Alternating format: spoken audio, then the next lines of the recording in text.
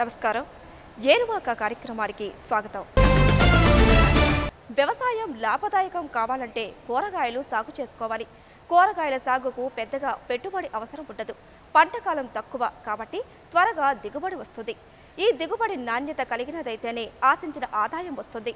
నాణ్యమైన పంట రావాలంటే సరియైన సమయంలో కోత చేపట్టాలి. ఆ తర్వాత కొన్ని మెలకువలు పాటించాలి. ఆ యాజమాన్య పద్ధతులేమిటో చూద్దాం పదండి.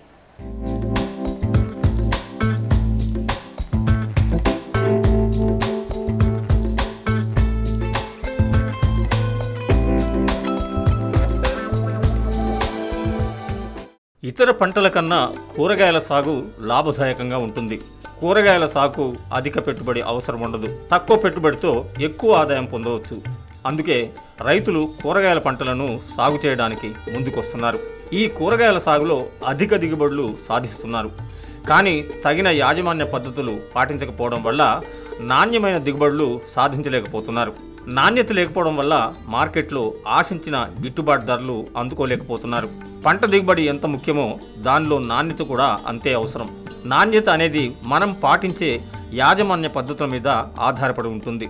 సకాలంలో విత్తడంతో పాటు సకాలంలో కోత కోయాలి. అంతేకాకుండా కోసిన కూరగాయలు తాజాగా ఉండడానికి మార్కెట్కు తరలించే వరకు కొన్ని జాగ్రత్తలు తీసుకోవాలి.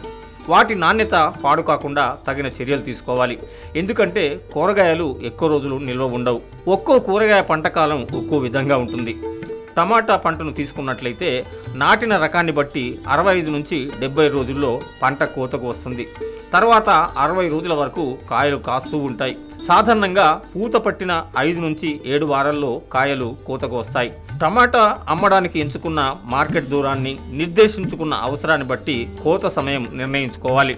మార్కెట్ చాలా దూరంగా ఉన్నప్పుడు పూర్తిగా పండిన కాయలు కాకుండా పండడానికి సిద్ధంగా ఉన్న బాగా ముదిరిన ఆకుపచ్చ రంగులో ఉన్న టమాటాలు కోసుకోవాలి. దగ్గరలో ఉన్న మార్కెట్లో అమ్మదలుచుకుంటే అప్పుడే ఎరుపు రంగులోకి మారుతున్న కాయలను కోయాలి. అంటే కాయల కింది భాగంలో పింక్ లేదా ఎరుపు లేదా పసుపు రంగు చారలు ఏర్పడినప్పుడు టమాటా కాయలను కోసుకోవాలి. ప్రాసెసింగ్ కొరకు ఉద్దేశించిన టమాటాలు కావాలనుకున్నప్పుడు బాగా రంగు మారిన గట్టిగా ఉన్న కాయలను కోయాల్సి ఉంటుంది. ఇక కోసిన కాయలను వాటి సైజును బట్టి గ్రేడింగ్ చేసుకోవాలి.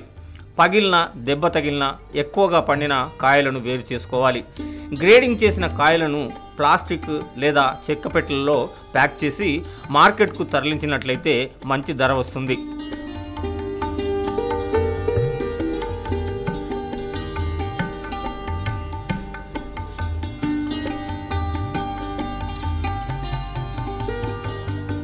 ఇక వంకాయ పంట వేసుకున్న రైతులు గమనించినట్లయితే నాటిన 50 రోజులకు మొక్కలు పూలు పూస్తాయి. సాగు చేసే రకాన్ని బట్టి పూత దశ నుంచి కోత కోయడానికి సుమారుగా 24 రోజులు పడుతుంది. కాయలు తగినంత సైజుకు వచ్చి ఆకర్షణీయమైన నిగారింపుతో లేతగా ఉండి గింజ కట్టకముందే వాటిని కోసుకోవాలి. లేత కాయల కోసం ప్రతి 3 రోజులకు ఒకసారి కోత కోయాలి. కాయలను వెదురు బుట్టల్లో గాలి సోకే విధంగా ప్యాకింగ్ చేసుకోవాలి. గోనె సంచుల్లో దాని పరిమాణానికన్నా అధికంగా కాయలను నింపరాదు.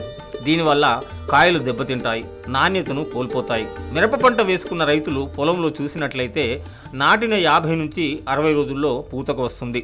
పూత ప్రారంభమైన నాటి నుంచి నెల రోజుల్లో పచ్చిమిర్చి కోతకు తయారుగా ఉంటుంది. పచ్చిమిర్చి కావాలనుకుంటే బాగా పక్వానికి వచ్చి రంగు మారని ఆకుపచ్చ రంగులో ఉన్న కాయలను మాత్రమే కోసుకోవాలి. వారంలో 2 సార్లు కాయలు కోసుకోవచ్చు. ఎండుమిర్చి కొరకైతే కాయలు పూర్తిగా ఎరుపు రంగులోకి మారిన వెంటనే వాటిని కోసుకోవాలి.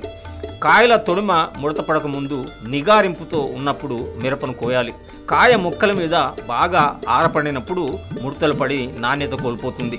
కాయలు పండిన తర్వాత మొక్కల మీదే ఉంచినట్లయితే ఎండిన తర్వాత పాలిపోయినట్లు కనబడతాయి. కాయ నాణ్యత, దిగుబడులు పెరగాలంటే వీలైనన్ని ఎక్కువ సార్లు మిరపలో కోతలు కోయాలి. 2-3 కోతల కంటే 7 నుంచి 8 కోతలు కోసినప్పుడు అధిక దిగుబడి వస్తుందని గుర్తుంచుకోవాలి.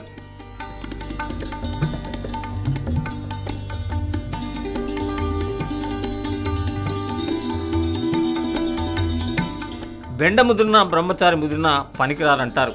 బెండకాయ గింజలను విత్తిన తర్వాత 45 నుంచి 50 రోజులకు మొదటి కోత వస్తుంది. కోత ప్రారంభించిన తర్వాత ప్రతి 2 రోజులకు ఒకసారి కాయలను కోసుకోవాలి. కాయలు ముదురు ఆకుపచ్చ రంగులో ఉండి పీచు పట్టకుండా ఉన్నప్పుడు కోసుకున్నట్లయితే మంచి ధర పలుకుతుంది. పిందె కట్టిన 6 నుంచి 7 రోజుల్లో కోసిన కాయలు మంచి నాణ్యతను కలిగి ఉంటాయి. మార్కెట్లో వాటికి ఆశించిన ధర వస్తుంది. సాధ్యమైనంత వరకు వెదురు బుట్టల్లోనే బెండకాయలు నింపి నీరు చిలకరించినట్లయితే కాయలకు గాలి బాగా తగిలి 2 నుంచి 3 రోజులు తాజాగా ఉంటాయి. దగ్గరలో ఉన్న మార్కెట్లో అమ్మాలనుకుంటే కొద్దిగా ముదిరిన పొడవుగా ఉన్న కాయలను కోయాలి. దూర ప్రాంతాల్లో అమ్మాలనుకున్నప్పుడు బాగా లేతగా ఉన్న ఆకుపచ్చని చిన్న కాయలను అంటే 6 నుంచి 8 సెంటీమీటర్ల పొడవు ఉన్న బెండకాయలను కోయాలి.